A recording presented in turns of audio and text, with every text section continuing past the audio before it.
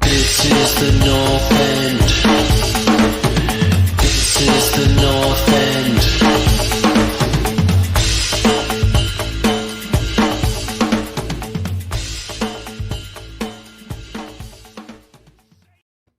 Welcome to the North End Week 4 preview on the North End YouTube channel. It is a starting out a little bit of a quiet one. It's just me and Connie at the moment. Welcome to show everybody what you've been doing for the last 2 minutes. Show everybody what you've been doing. I'm not really this orange. Man, just working at my lighting and camera stuff. It's a process, Connie. It's a process. Well, we want to hear from everyone. You like the more natural, authentic. I think you look grayer, but this look is, I called it the tanned Mediterranean look. You call it tan. I call it the Trumpian orange. So no, that's Agent Orange. I think you look like you went on a holiday and got like a nice olivey tan. I'll take it. Holidays are good for everybody. Yeah, man. How you doing, buddy? You look as pale as ever. Yeah, I am pale. I'm Scottish pale. That doesn't go away. All the lighting in the world won't help me. But no, I'm good. You know what I've been like? I mean, obviously, like as a United fan, like this week has been just full of anticipation, a lot of nerves, excitement, but I just hate the international break, man. Like so much. I watch some international games, but I think because the season's so fresh, we're like 3 games in, all the transfers, all the late drama. I'm like, give me the week-to-week football. Like so this international break in particular, it offends me, and I don't like it. Yeah. It bothers me aggressively. So, it's like it's the worst freaking time to have an international break. Like you're 3 games into the bloody season. You know what I mean? I agree.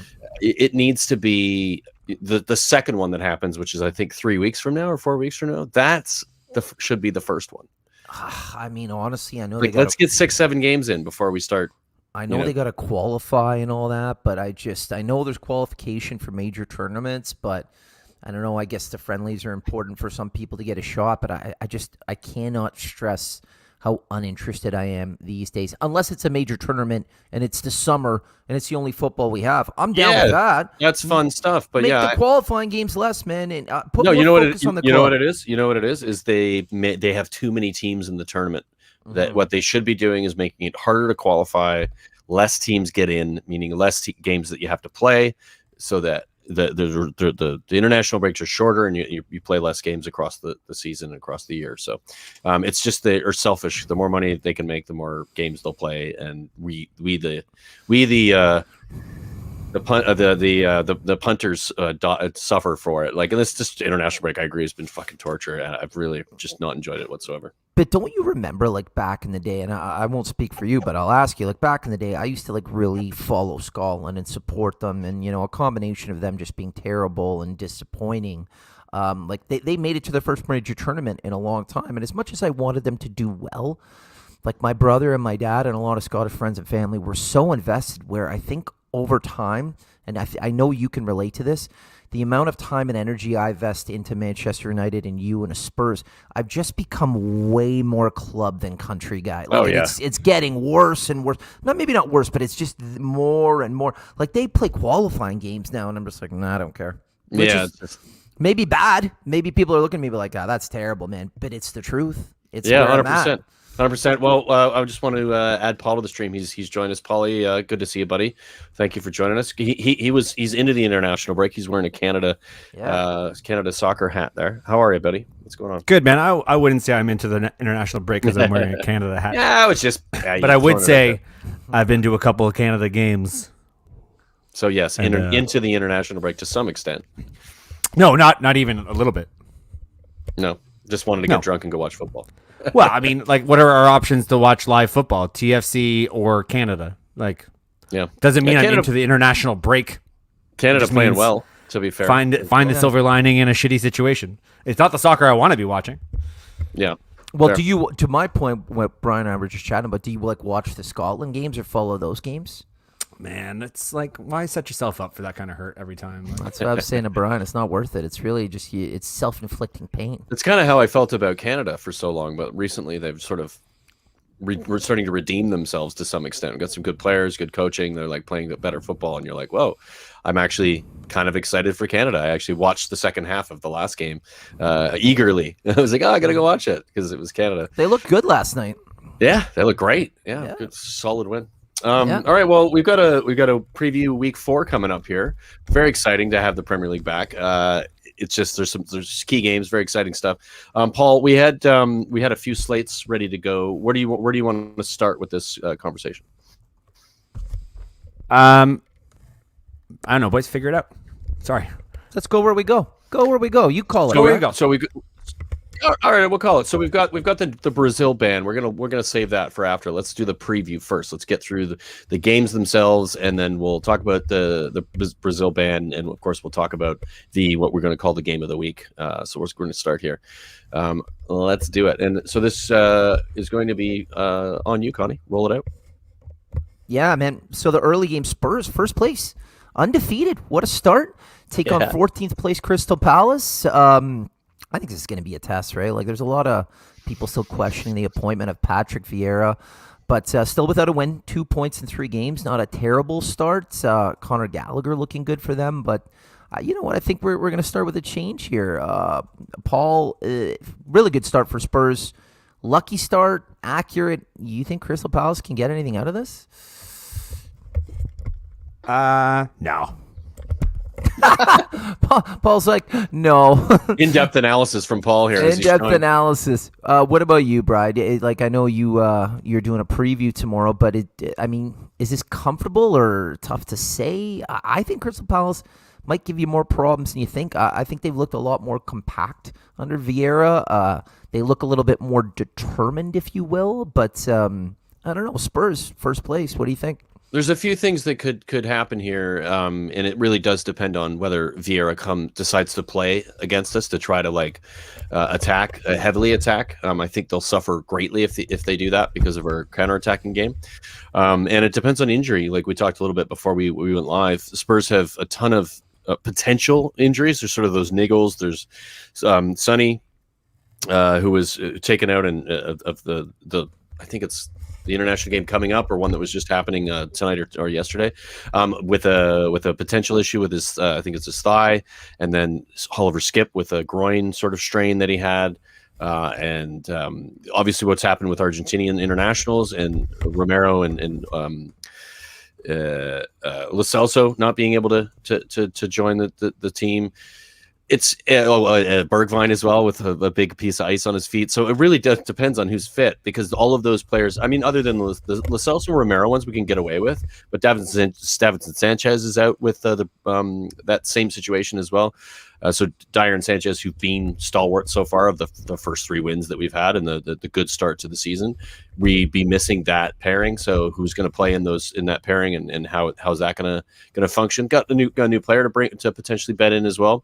So yeah, it's going to be an interesting match. It's also the early game post international break, which is a hard one to play because everybody's got there's the amount of training you get, and then having to get up early Saturday morning. And have to be ready for a match at 12:30 UK time is a difficult one to play. So I think Crystal Palace probably have their best chance of beating Spurs. Also, keep a note: Spurs rarely ever beat Palace at home anything more than 1-0, or it's often a 1-1 draw. It's a very low scoring affair, but that's under previous management. So we'll see what it looks like under Vieira. And given your start, honestly, if you drop points, like even if you tie this game, I don't think it would be end of the world. But I think you nailed it. We'll see what that starting lineup looks like. Arsenal hosting Norwich, 20th place versus 19th place. For me, relegation battle here. Well, yeah, I mean, we would have laughed about that like 3 weeks ago, but I literally okay. So here's the question, and I think everyone wants to know. Like, I don't think it is, but. Is this a must-win game for Arteta? Is this a job-saving win that they need? I absolutely think it is. I mean, I guess it depends on how much you value the investment that the club has done for the club, or for the manager. So him and Arteta and Edu, who's their technical director, they've decided that they're going to build this club a certain way with young talent coming in, and they haven't really addressed a lot of what they need right now. And the two of them together, it's a little bit sketch. I'm nervous for them to some extent. And obviously excitedly nervous, because if it fails miserably, it's not the worst thing in the world. But yeah, I do think from a club perspective, if they lose, that's pretty heavy. I don't know, Paul. What are your thoughts? Do you think that's going to be a problem? Yes. Paul's all over it tonight. I think, listen, I know it's a lot of money, $50 million for Ben White, but I think also the forgotten man there is Thomas Partey, who defensive midfielder. He's back in training, so if they can get some bodies back, fitness will be a massive thing for sure. Fitness will be big, but Norwich are not a good team. They're really not. They're you got to beat Norwich. You have to. You got to beat them. There's going to be a problem if you don't beat Norwich. Just want a quick shout out to Wayne Bonner in the comments. He's going for he says going for Norwich to beat Arsenal, of course. Yeah, I wonder who he supports. Cheers, Wayne, for being here, buddy. Good to see you on my other channel. Good to have you. And Adam is here with us as well. It's good to see Adam. Pleasure having you. I think it's a must win, and I think they will win. And I think it'll be one of those 2-0. I think the dressing room knows it hasn't been good enough. Better question. Yeah. Arsenal lose. Which Arsenal fan TV guy pours a bucket of gasoline on top of himself in front of the stadium in protest and just goes full Vietnam monk protest? I think Ty is ready to break out. Ty is always been super positive, and he's always been never nothing's ever bad, but he's boiling up on the inside. This is the game that breaks the spirits of so many people. Whether it's right or wrong, whether it's a big deal to lose to Norwich or not, but I mean, if they lose, I care more about what the fans do as a reaction, because I think the sky is falling, which they're already doing, becomes this next level. AFTV is going to be brilliant. Let's be honest, it's going to be really good. Okay, so do we think, and I don't want to go down a tangent here, but do you think at this point they lean into it because they know it's their brand? When I see Troops having a meltdown, I could feel how genuine and how angry he is, and I think that's the same for some of them. But do you think they just lean into just going bananas? I don't know.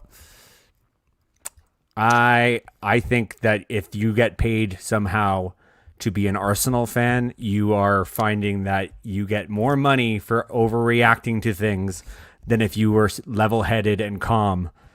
And I think they would probably say, they're reacting to what the world is giving them. They're reacting to the shit mess that their club is in. But I also feel you are making money while doing that, and you're going a little WWF with your reactions sometimes, and just sitting there and looking disheveled and sad isn't going to get you clicks. So you have to learn how to rant. But I mean more the everyday fans, the guys that work with cubicle space with other people. Is this going to be the thing that pushes them over the edge? What does the everyday fan start to do to is Arteta out a trend come Monday? What's the move? Okay, so I think I would say a lot of, if not most fans would say Arteta out right now. But what is over the edge? They've been trending this way for a while. So I'll just quick rapid question: if Arsenal do lose this weekend, we'll start with you, Paul. Does Arteta get fired? I don't think you can never say no. You can never say no. If they lose and they actually played well, you can lose and play well. Okay. If you could play shit and lose to a promoted team. If you play like shit at this stage to a promoted team when you're supposed to be rebounding, then all of a sudden, I don't know if the confidence is there to help rebound, period, if you can't do it against a promoted team. So let's just move on and salvage what we can for the rest of the season. Becomes maybe what the board starts thinking, and I think that's logical. But I mean, end of the day, I do still think Arsenal win this game, so it's kind of speculation about worst case scenario. I mean, if they play like garbage and it's just totally disconnected, it doesn't feel like there's a plan there, and they lose to a well-organized midfield with little Billy Gilmore running the show for Norwich, then I could see there being a changing of the guards, because if you can't beat Norwich, what can you do? That's it. I would agree. I think it's dependent on the performance. Like if they put in a great game and then maybe they tie or they lose 2-1, maybe that's different, right? So this next one's very interesting to me. Brentford hosting Brighton instead of the battle of the bottom. This is the battle of the middle. So Brentford with a good start, Brighton with a very good start. Brighton with 2 wins from 3. Brentford are undefeated with the new boys. I don't know. Like we talk a lot about Brighton being a good team and they can't score.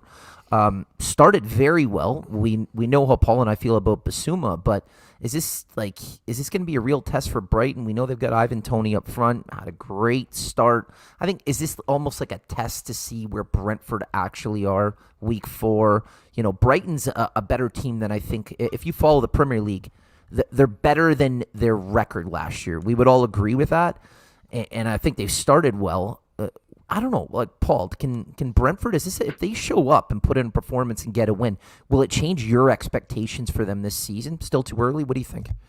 I think it's a little bit too early. Like there's weird things that play into this that have influence that are probably not obvious. Like this will be the second Premier League home game for Brentford ever. So that crazy energy that you get for being in front of your fans and having the ecstasy of the Premier League be part of that experience that spills over from the crowd onto the players, like that was a big reason why they surprised Arsenal in game 1, I thought.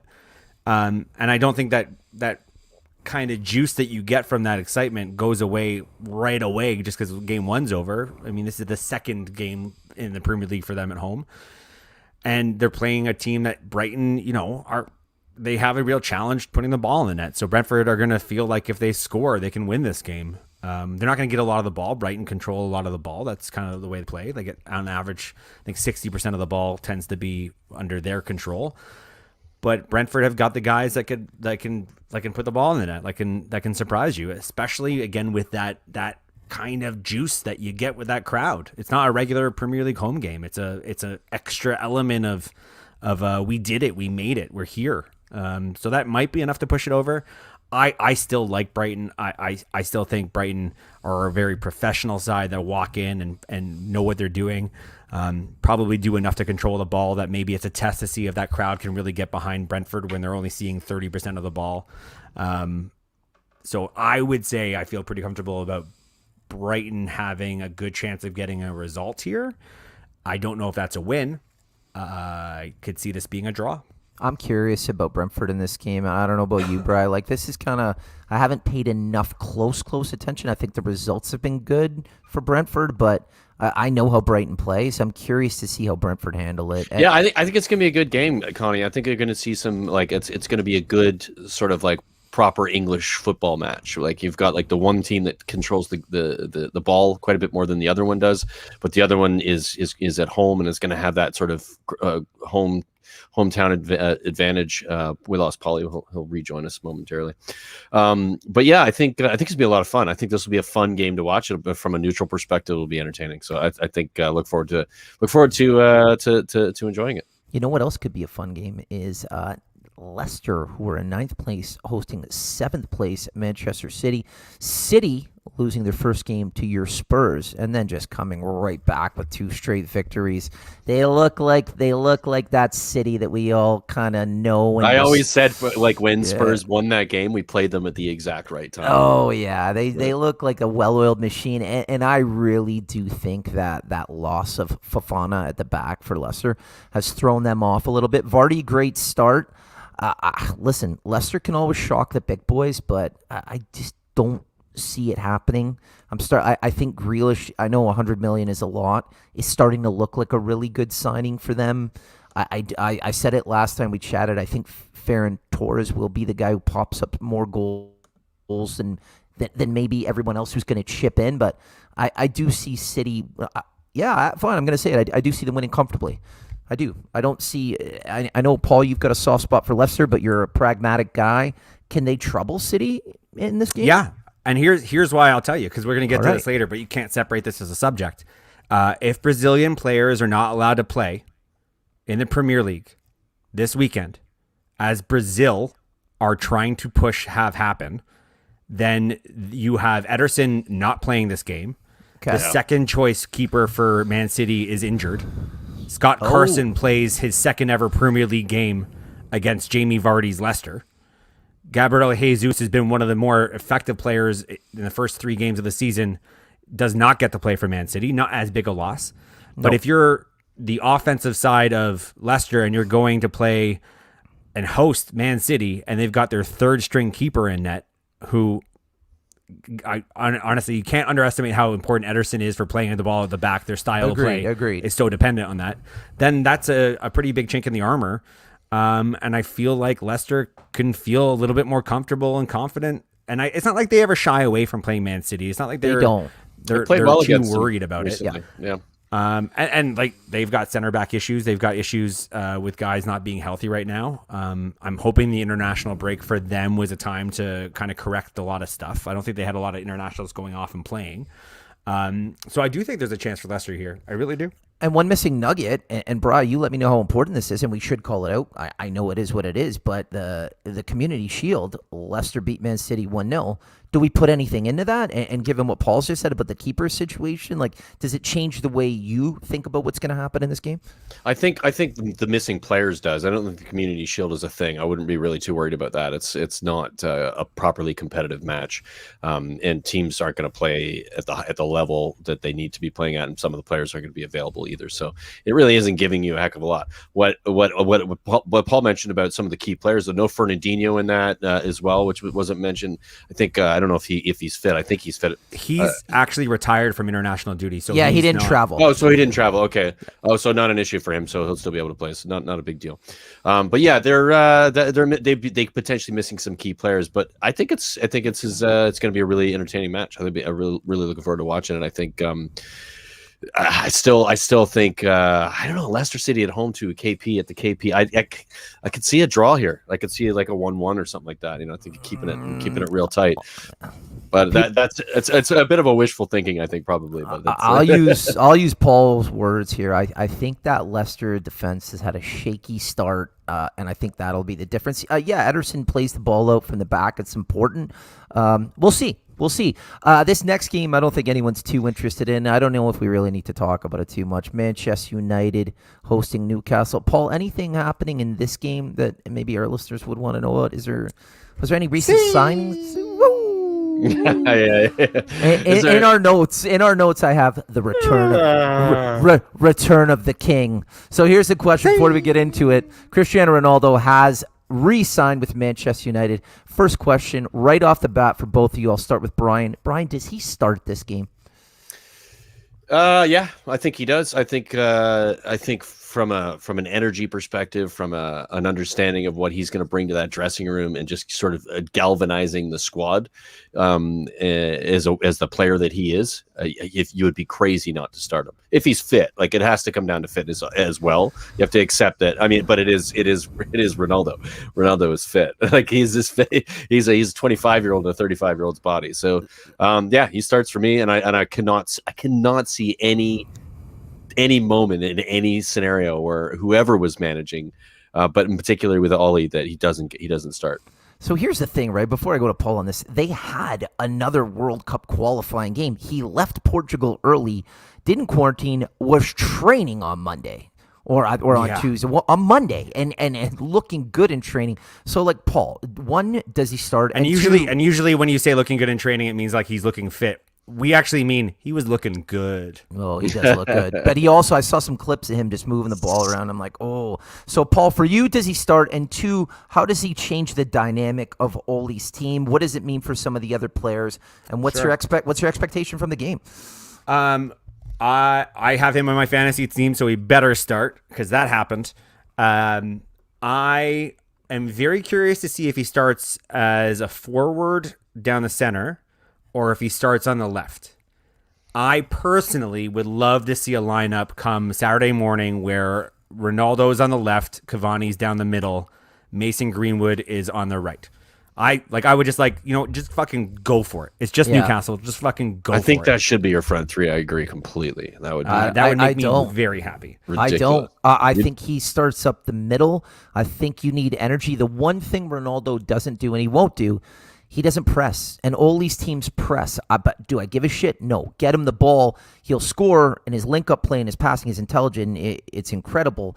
I see him as a number 9 because those wingers have to press. Like, he's not going to press on the left unless we're going to go with that free role where Ronaldo gets to do what he wants and everybody else needs to pick up the slack. Have you considered that Cavani presses as a striker? Like, he does very well. If you had Ronaldo and Cavani together, you have somebody pressing. You just don't have the left winger pressing. You don't need to have a left winger pressing if you have the striker pressing. Do you see the move in, move out kind of thing with Ronaldo? Because we've seen it before with Bruno and Rashford kind of interchanging. We've seen it with like Harry Kane dropping deep and Son going in. Like, is this something that they'll prepare for? I think Cavani will be an excellent sport when it comes to picking up the slack for Ronaldo, which will be fun to see. Ronaldo, how he fits into the team will be big. The other thing that I think is probably going to be really interesting for a lot of United fans will be, if Fred is not allowed to play because he's one of these Brazilians that we'll talk about, does this actually open up an opportunity for the much lauded Dutch midfield player that everybody thinks is like worthy of better than what he's been given? Does this finally mean that he gets a chance to start and prove his worth in the middle of the park?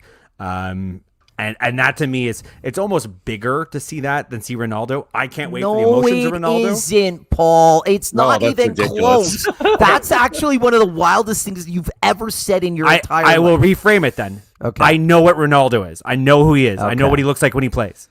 Yeah. So I have a pretty good idea of what that means when I see this lineup and when I see them start to play. I'm not going to be shocked by it. It's not like I'm like, who's this Ronaldo guy?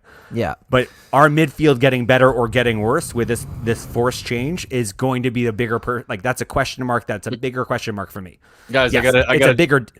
Go ahead, Paul. Finish your It's a bigger deal that CR7's playing for sure. It is, of course, but like I know. Like that, I know what that looks like. Yeah. I want to chime in a little bit. I want to mention Wayne Bonner again. My first time watching the channel. I like it. You don't drag everything out by an extra 10 minutes. You get on with the games. Great stream, fellas. as you guys ramble on about United. Anyway, and I don't want to hijack it. Thanks for the chat, Wayne. Appreciate it. It's big news with Ronaldo. I know. Just having a laugh. Van de Beek, I don't think will start, and I think it's going to be one of those things where Ole doesn't trust him. I think you'll see Nemanja Matic in there. Would I like to see Donny? Yes, but let's get the prediction here because I don't want to hijack it and make it United Central.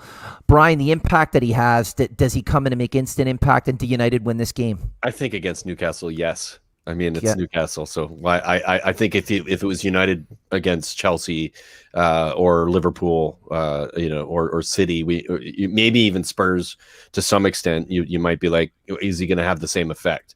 Because he could get isolated. But against Newcastle, I don't think you guys have a problem. Paul, do you agree? What's your expectation? I think United win by a fairly comfortable, large margin. And I like to say, for some reason, I see Mason Greenwood getting on the score sheet again. What a start. What a start. What he was supposed to have done last year, which is a bit of his sophomore season, I think he's going to be doing this season instead. And I think quietly... that's going to have a serious impact to United's future this season because he was disappointing until the end of last season, but he might be one of our key guys this year, and which is nuts because like if you look at that roster of players, and I'm calling out Mason Greenwood as a key guy, I feel good about this. You're both telling me a 75 million pound player. Sancho is going to be sitting on the bench because you got Ronaldo, Cavani, and Greenwood, and it's possible. But let's move on. It's in a lot of excitement, but we don't want to take it over. Southampton hosting red hot West Ham, second place. Mikel Antonio, 4 goals, 3 assists. Bride, does the train just keep going here for Antonio and West Ham? I think it does. I think they're a well-oiled machine at the moment, and I think they've got an engine at the moment that is fueling something that West Ham, I hate to say it, as much as I slagged them in the past, he's been brilliant. Like he just has been the player of the season so far. You can't doubt that. And I think West Ham smashed Southampton. I don't think Southampton are very good. I don't think they've strengthened, and I think West Ham are comfortable even away from home. Can I ask you both a question? How good is Fornals on this team? Like we saw what Jesse Lingard did when he came. How important can he be for them, Paul? He looks great watching him this season. He finished the season off very well. Like Declan Rice, like they just look really good. Are they going to continue to just take care of Southampton, and what's their early ceiling for you? Or again, too early? I don't know. Fornals is the question mark is can he maintain the pace? He's been very impressive before, and then he drops off, and that's why Jesse Lingard was so critical to their squad when he came over on loan in January. Like it's so early to tell. It's kind of that weird stage of the season where you can see guys and get really excited by them. And then when everybody starts finding their regular form and everybody starts playing at the levels that they're capable of, these kind of flashy, more creative players can drop off pretty quickly. And I mean, I'd like to think Fornals has gotten better and that he's capable of doing more than he did last season. But I think this is like a wait and see brief because I don't want to get overly excited about anybody in West Ham right now, except for Antonio, because what he's doing, he's been doing for a while now, so it's worth the hype. Yeah, no, I agree. 12th place Watford hosting, in my opinion, very unfairly or unlucky 18th place Wolves, who have lost 3 games in a row. I mean, for me, I think they're probably the unluckiest team. They look pretty good in their first 3 games. Things didn't go their way. Is this the game, Bri, where it just clicks for them? Traore's just been causing havoc. He's been setting up chances. I think this is the one. I agree. I think Wolves came up against some difficult teams defensively that sort of were able to keep them in check to some extent and not allow that final third of Wolves to sort of tick. And we still haven't seen Jimenez kind of come out of his little bit of sort of, I don't want to call it a funk, but he's kind of trying to get his feet back into the water again to some extent to start playing. You've seen bits of it, and Traore's had his best season when Jimenez was firing, and I think if you start to see Jimenez get comfortable and those two can start to connect again, I think this is a good game to do it. Watford aren't very good. They don't have anything to be worried about, especially defensively, that I'd be too concerned. So for me, Wolves, you'll see a Wolves team here get I think probably the most definitive win that they'll get. They haven't scored. How many have they scored even a goal yet this season?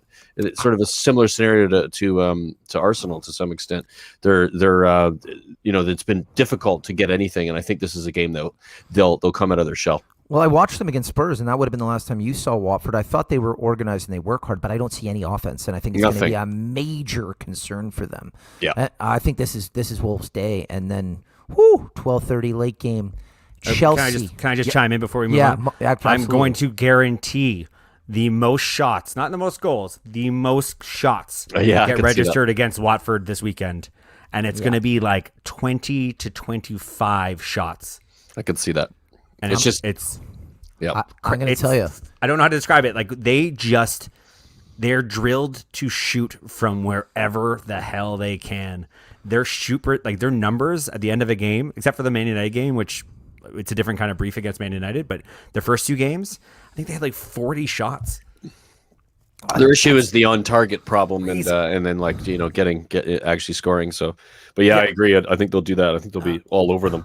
I have one parlay bet this weekend on lock, and it's Arsenal and Wolves to win, and I think it'll pay nicely. Chelsea, 4th place, hosting 11th place, Aston Villa. Lukaku's already played a couple of games. Villa without Jack Grealish. Buendia, who is also one of their new signings, cannot play because of the travel restrictions in the different Martinez as well.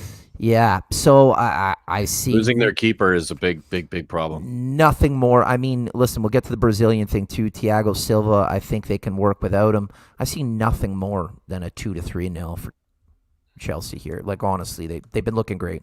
What do we think? Any keep in mind Lukaku's he's waiting on the results of a scan. Oh, I didn't know that. Yeah, he has he's describing it as a minor issue that prevented him from playing, I think, a game for Belgium, and he's had a scan, and Chelsea are waiting on the results of a scan. It sounds like one of those things you hate to hear when you're a fantasy manager, because he'll probably play and be totally fine, but it gives you just enough doubt to put him on your team. But even without him, the way Aston Villa have been playing to date, this feels like a Chelsea win, and probably a Chelsea win with a clean sheet. Yeah. I mean, Danny Ings, great signing, great start, but the way Chelsea's defense is playing, like he might not get a sniff, right? They like if any of you guys have Danny Ings in your team, any of you listeners out there have Danny Ings in your fantasy football team, sell. I just added him actually. I was like, and then I did it, and I was like, that was kind of dumb, but sell for the long haul.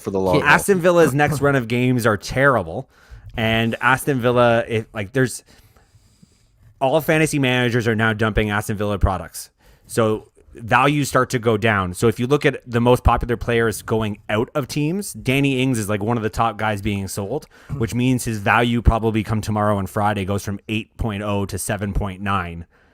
So get him out and get him out now because you don't want to lose money on players. I wanted to get him out and make a move for that exact same reason. Thought I had 2 transfers. Go in, I have 1. Guess who's my fucking goalie? Ederson. So, yeah, a real change of plans over here, but he'll be exiting at some point. 15th place Leeds hosting. And by the way, Pulisic again. Injured? Yeah.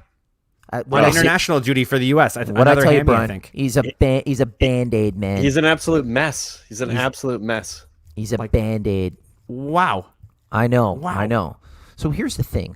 And again, 15th place Leeds hosting 5th place Liverpool. Maybe this might be the game to kind of get into the Brazilian thing because there's at least 3 arguable starters for Liverpool: Alisson, Fabinho, and Firmino. I think if you ask Jurgen Klopp if he was playing a final, those 3 would be playing. They're integral parts to the team. So let's just say the ban holds, and we'll get into that later on. There it is. Could this potentially change what our perceived perception of this game was going to be, and which I'm going to be presumptuous for all 3 of us, a Liverpool victory? Could this have, I don't know, like Paul, those are 3 big name players. Those are 3 big league players. The injuries they were all available.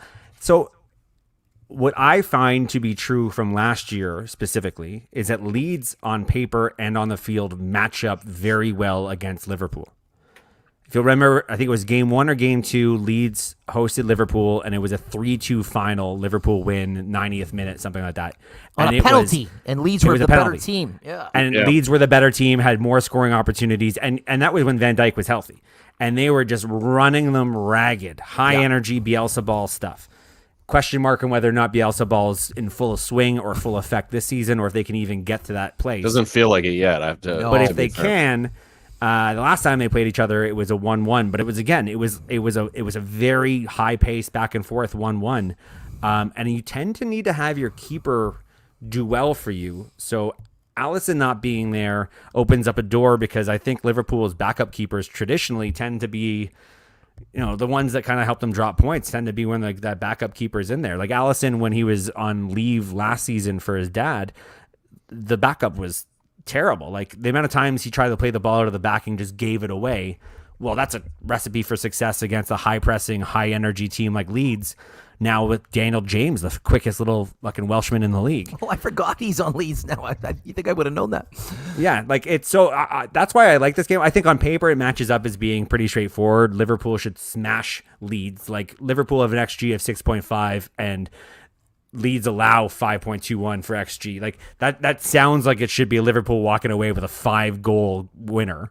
But I just don't know why. Klopp style and Bielsa style seem to be this amazing chemistry for entertaining games. I'd also say, is this the game that you see the Leeds that we saw last season? Because it is that opportunity you're talking about, Paul, where they, you know what I mean? Like they're gonna recognize that they're gonna have the space, they're gonna have another team pressing them, and they like to, I think it's because they're both pressed so much that there's a ton of room and space that you can get in behind. I think it'll be a lot of fun game, a really fun game to watch. A lot of fun. Now there is a little bit of a weirdness in that. Like, yes, there's 3 players who are Brazilian who may not be allowed to play this game, and there's 1 player for Leeds, but that 1 player, Rafinha, is probably more important to their squad and starting 11. Other than, I don't know. Very good players on the other side. I just think Alisson, not having Alisson in net against a Leeds side that potentially will create some chances, will be a massive problem for Liverpool's defense. I get that, but Rafinha, their defense is still so good. It's just I'm just more saying Rafinha is so important to that lead setup. Like that little spark of magic, that little Brazilian thing he adds to that squad at that pace. Like he's very important. And this is all assuming that these guys don't play, because apparently the rule is something like if you play, you're Brazilian, FIFA may come in and then they may make you forfeit the points. But if both teams play their Brazilians, how do you clarify who's going to forfeit what to who? Some weird stuff going on there. Like, it's pretty wild. And I do think like the Premier League and the players are still fighting it. I noticed under injuries here, Van Dijk took a knock in international duty yet. And no, he's fine. I was confirmed is he today. okay? He's fine. Okay. The actual wording from Klopp is that he's 200%. Oh, there we go. Okay. This one's going to be interesting strictly due to the players missing. I mean, I think that the guy who I think is on fire and will score a lot of goals this year is Jota. So I think this is just another opportunity for him to slot in between Salah and Mane and just kind of prove what he's worth. Should be a good game, though. They're always entertaining. 6th place Everton hosting 16th place Burnley. Everton are undefeated, boys. Rafa Benitez looks like he's got them playing well. Dominic Calvert-Lewin, 3 goals, 2 of them penalties. Injured though, isn't he? Calvert-Lewin? Dominic Calvert-Lewin is playing with what is being kind of reported as a broken toe, and that he's had this since essentially the start of the season. Yeah. Which is, I don't know if you ever broke your toe, but like it's crazy the idea that he's going out and playing competitive football at the highest level and kicking a ball. He just has to head it anyway. They freeze it. Yeah. They just freeze it. I mean, he's taking penalties now. Yeah. Good penalties. I have him in my fantasy team, and he is he's got the orange exclamation mark triangle. He'll thing. play, man. He's the one I want to bring in for Danny Ings. To be honest, I think that's the old give it the numbing shot on the toe every game. He'll probably play thing, right?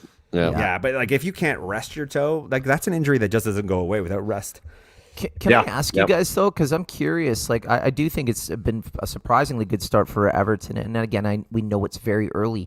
Can Benitez do more with this squad that he has now than Ancelotti did? Because the common theme I hear is Ancelotti can take really good teams with good players to a Champions League final and win, but I think they've looked impressive to me so far, and I don't know if it's because we're early on, but he seems to have them playing a style and they're buying in. I've enjoyed watching them. What do you guys think? I think Ancelotti had them going, purring like a finely tuned engine to start the season last year, and then the wheels fell off. Yeah, and I think there's something about the way that squad is built where there are weaknesses on the longevity of certain players. Like Allen is like on his day, there's no, like him and Conte are probably the 2 best defensive midfield players in the Premier League. We don't talk about Allen the same way because Allen seems to get injured every second game or third game. And then the base of the midfield for Everton dramatically changes and it becomes this kind of like gobbledygook situation. I do like the team that they've built now. It's less reputation players, more, okay, your job is to be the fast, young breakout on the wing. Yeah. Like, as opposed to these luxury signings who are all super creative, but nobody's doing the running to give them the ball and space. So I think it's kind of hard to compare managers when I think the squads are different enough between last year's Everton and this year's Everton that I don't know that you could say you can accurately give, like the foot race between the two is so different for me. I would honestly tell you that really strong start they had last year was built. That whole team in Ancelotti's mind was built around James being that floating 10. You could clearly see that Benitez has come in and says, listen, we've got Damari Gray, we've got Richarlison, we're going to play with width. I think Paul nailed it. If Doucouré and Allen can stay healthy, that's your base, right? Like Calvert-Lewin's he's a proper number 9. He's up the middle. If they can play with that width and structure, I think we might see a lot more from them this year. I mean, again, we'll see. Well, that's why they bought Townsend. Townsend's not a glamour signing, but Townsend's cross accuracy numbers were insane. Yeah. So he was just like, I need a guy who can cross the ball in the box effectively 40 to 45% of the time because Dominic Calvert-Lewin's really good with his head. So they went out and got the guy that wasn't sexy, but is still doing the business when it comes to crossing the ball in the box effectively, which is just a practical way to build the team. And again, I don't know if this comes down to the manager. I think it's whoever's responsible for building the squads. And increasingly, I don't think that is the manager doing that. I think if it was football, we'd be talking about the GM it's a different kind of football. So maybe we should be talking about director of football, but they don't I don't know get what the the same structure's like at Everton. They don't get the same attention. Like, I just don't think Ancelotti was the guy who was like, I need these specific players. I think he was given those players. Yeah, I think he had a say in the James deal. Like, I think did he was his guy. Like, James was like, Ancelotti was like insisted on having him come and play. Yeah, I wouldn't say he didn't have a say in like that player. Some but, of it he did. Obviously, there was a bunch of other players that they bought outside of him that were like, how does that make sense? Yeah. Like Keane, remember Keane from Italy is still a Everton player. No, he's not. He went to Juventus. Well, he's still on loan. the books. Is he on loan? Yeah, he's still on books as a lone player from and that's like, why would you even bother buying that guy? They never use him. I never understood that one for 50 mil. He scored like 2 goals. Yeah. All right, what were you going to say? Well, I was just going to say that's the game week, but you mentioned Richarlison, right? And Richarlison was one of those Brazilian players that I'd like to just have a quick chat about this to end the show. We saw a number of players from Brazil. Who wants to explain this? Because I'm still trying to get. Yeah, let me tell you guys a story.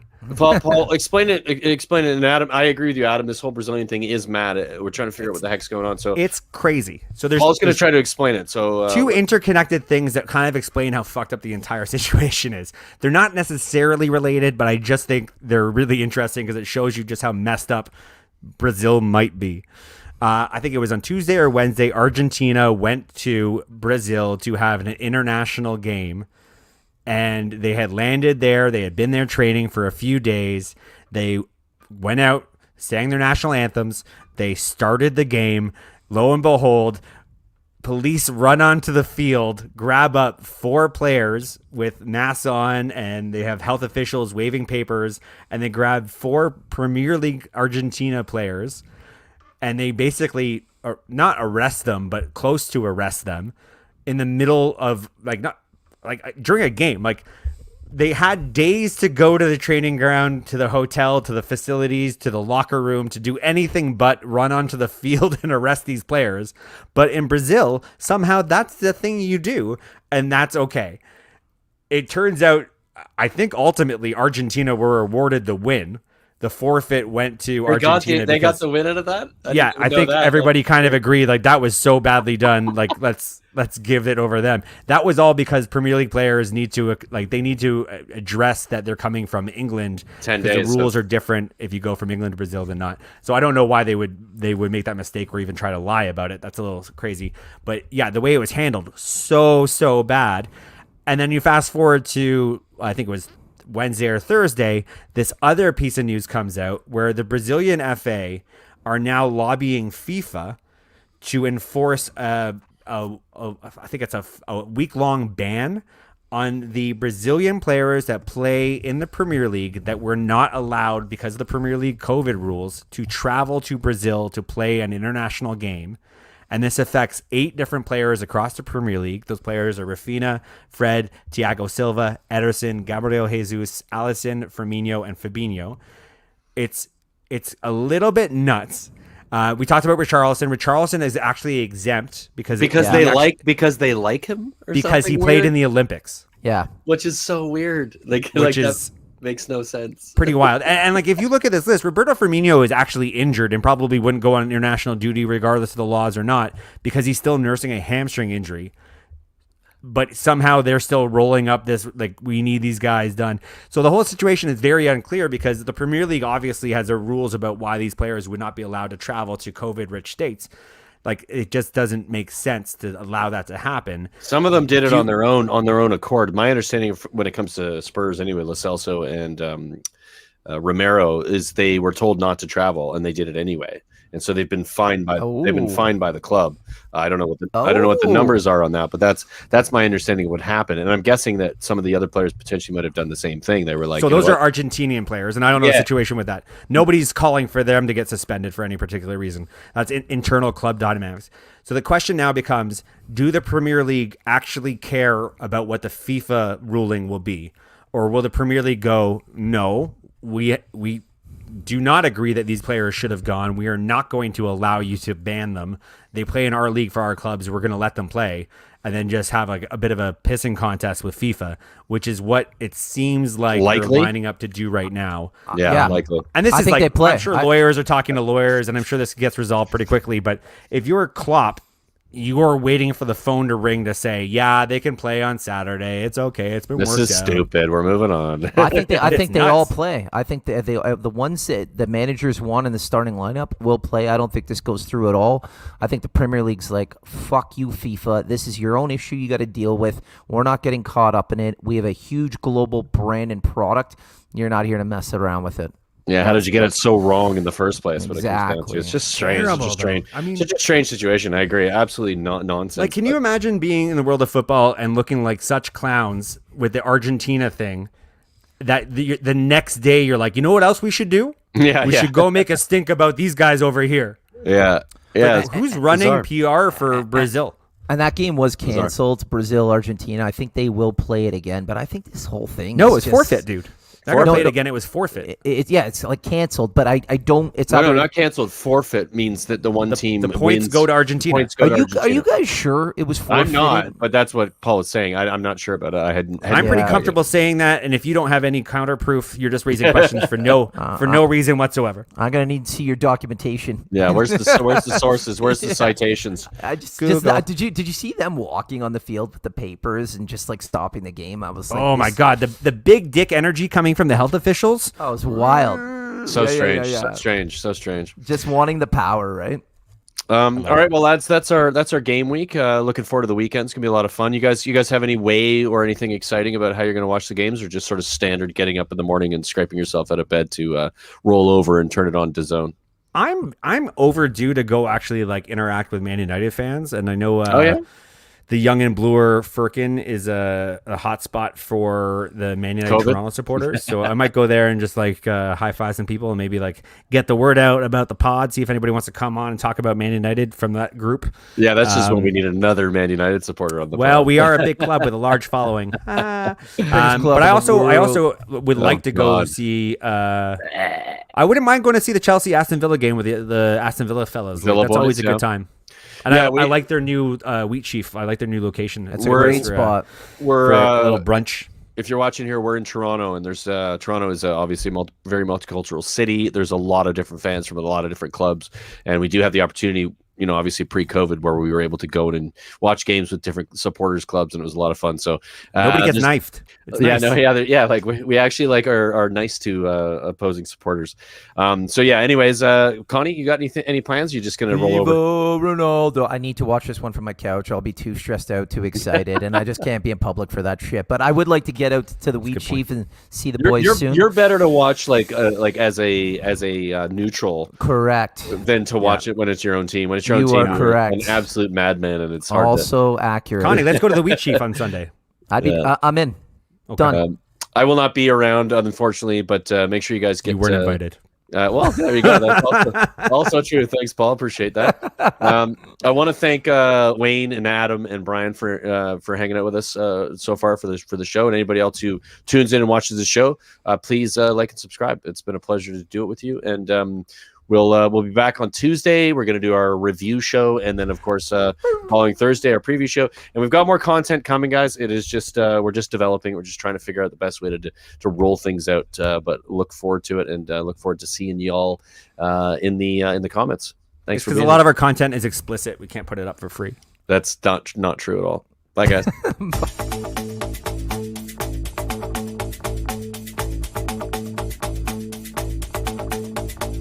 This is the North End.